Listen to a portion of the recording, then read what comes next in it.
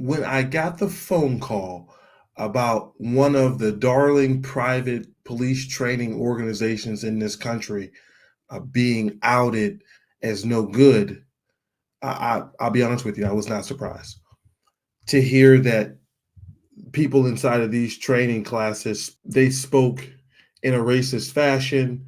They spoke disparagingly about women, sexist ways, and they openly joked about deadly uses of force and death. I was not surprised. To be completely honest, ladies and gentlemen, this is a part of the subculture of law enforcement.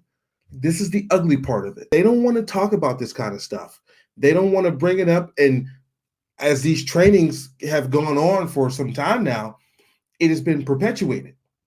It should come as no surprise to anyone in law enforcement or close to law enforcement that these instructors spoke the way that they did, because that's the way that police officers speak amongst themselves. Sometimes they speak to the general public in these ways. What should be the surprise is that the leadership of some of these police organizations allow these men and women to educate their police officers. I say it should be a surprise to some, not a surprise to me, because I know that people in leadership positions are simply just police officers who are governed by a political fence. There are two types of police officers in this country. There are those who are racist, sexist, and bigots, who have a warrior mentality, who seek to do people harm through their position. And then there are police officers like myself, knowledgeable, empathetic, and business minded. And I'll go as far as to say that the first type of police officer is not simply defined by race. As we saw in the Tyree Nichols situation in Memphis, there are bad police officers who are black too. There are bad police officers who are Hispanic, who are Asian. They come in all shapes and sizes and all races. Bad police officers buy into the police subculture that perpetuates and boosts up to, in a certain way, the negative aspects of policing. Bad police officers engage in tactics that are racist in nature, that are sexist in nature, that are harmful to members of the general public. And that's a part of this police subculture, again, that people don't like to talk about. Now that we have identified the two different types of police officers, let's dive into some of the subculture and some of the issues inside of the police subculture. Let's start with racism. Racism is woven into the fabric of this country. And if you understand the history of how law enforcement began and how it has evolved, then you understand that racism just simply put on a new pair of clothes. In the past, police officers were paid money to go out and find black men and women and children that were free and bring them back into a new era of slavery, more of a servitude type of deal. Okay, that's the history. That's the start of police officers. That's the part that people don't want to talk about. But realistically, you have to start there in order to understand how we got to where we are now. In today's world, it's not just outright open racism. The term is called proactive policing. Listen to me. Proactive policing on its face is essentially profiling. And profiling for the vast majority of this country is essentially racism. In these trainings that police officers go to that teach how to profile criminals, you're going to find various items of the teaching that speak right to the heart of racism. We're talking about the fashion of the suspect. We're talking about the hairstyles, the tattoos. They don't teach police officers to seek out white businessmen in expensive cars. But a black man or Hispanic man in an expensive car is a prime target. That's taught. And police officers around the country know that that's taught. They've been to trainings where that has been taught to them, and they've acted in that way. I understand there are areas in this country where white people sell drugs. I get that. I understand that. Des Moines, Iowa, Boise, Idaho. I know your drug dealers are white. But we also know that if a black person was to come to that area, even if they were just in their business, even if they were true to their business, they could have been like in the military or something, they were still going to be looked at immediately and scrutinized. They weren't going to be given the benefit of the doubt. They weren't going to be thought to be a bad person until they proved otherwise. That's what proactive policing teaches. Proactive policing is the standard in any aggressive policing class that you go to around the country. Here at the Hughes Initiative, we understand that proactive policing is not helping, does not help. So I don't teach it. I don't care to teach it. Proactive policing is aggressive policing, and that's not what we need in this country today. We need police officers who are business minded. We need police officers who are thoughtful. We need police officers who don't target. Proactive policing is only going to lead you to see people as a number or as a target, not as a human being. Because for proactive policing to be successful, it has to generate an arrest or a traffic ticket or something like that, right? There has to be a number assigned with it. That's what makes proactive policing special. And right now in law enforcement, proactive policing is the standard of how good of a police officer you are. You understand that proactive policing is the standard now, and this is what new police officers are taught when they come into the law enforcement industry. They have to be aggressive. They have to go out and get numbers, so to speak. This is why these instructors from different private companies can entertain police officers. All they have to do is say, hey, this is a class to teach you how to arrest people for drugs or to make big seizures. Forget the traffic citations, forget the DUIs, the things that are important to a community. We'll show you how to go after the big fish.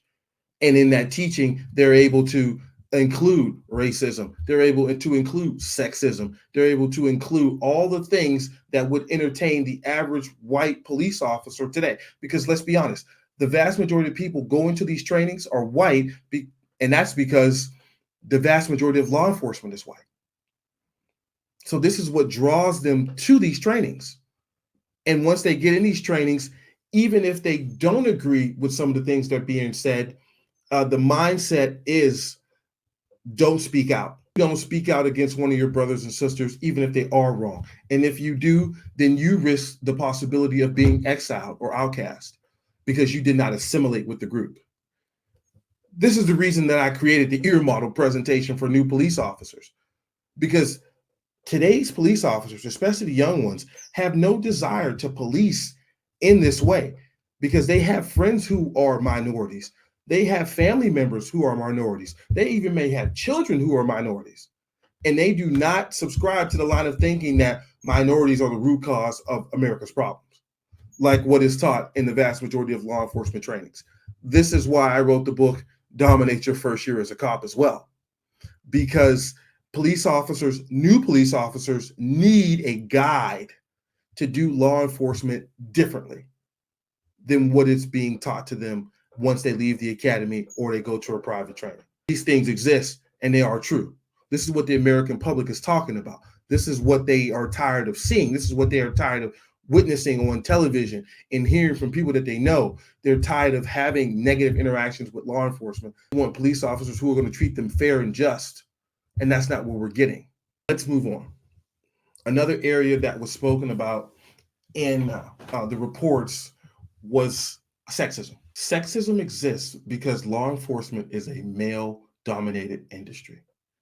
And wherever you have the abundance of one gender, you're going to have sexism.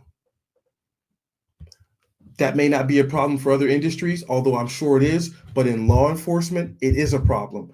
Women and minorities have been excluded for so long that now they have no desire to join the ranks of law enforcement. Why? Because they've heard the stories of people before them who've tried to get in, couldn't get in, and they understand they couldn't get in because they were of a different race or because they were a woman. And as it relates to women in law enforcement are necessary. They're absolutely necessary. And one of the main reasons why women in law enforcement are necessary is because women are naturally smarter than men. They're naturally more patient. They're naturally more understanding. They have the ability to overcome some of the egotistical challenges that men have because they don't possess an ego in that way. In the same breath, I pray for women in law enforcement because I recognize that it is an uphill battle to be respected as a member of law enforcement. Because in this male dominated society, it's easily, oh, she slept her way to the top, or let's get her out of patrol before she gets someone hurt because she isn't able to do the job. These are the two schools of thought in a male dominated society as it relates to sexism in law enforcement. There isn't a police officer in this country who can challenge me as that being a false statement, either one of them, because we all know it's true, right? The goal of the Hughes Initiative is to peel back the layers of some of those things that have held us back as an industry for a very long time. That's what I'm here to do. It's not going to be comfortable. It's not going to be easy for some people to stomach, but it has to happen if we want to move forward. Sexism in law enforcement is a real thing for white women and even especially for Black women. It's tough enough being Black and being a police officer as it is today, as we take guff, so to speak, from the law enforcement and from the community. So it's hard enough. And then you add on top of that, I cannot imagine being a woman, a Black woman trying to come into law enforcement and how hard of a challenge that is. But I do understand, like, I get it. I can respect the fact that Black women that come into law enforcement, Spanish speaking women that come into law enforcement have an uphill battle, but they still do it. And God bless them for having the courage to do it because most women would not. The last thing I want to touch on is the use of deadly force in law enforcement. The reason why deadly force is such a default response is because police officers have been trained that it's us versus them, effectively separating law enforcement from the general public and dehumanizing the general public. And law enforcement professionals have been taught the warrior mentality where you have to fight and you have to survive and all of these other things that are not necessarily true.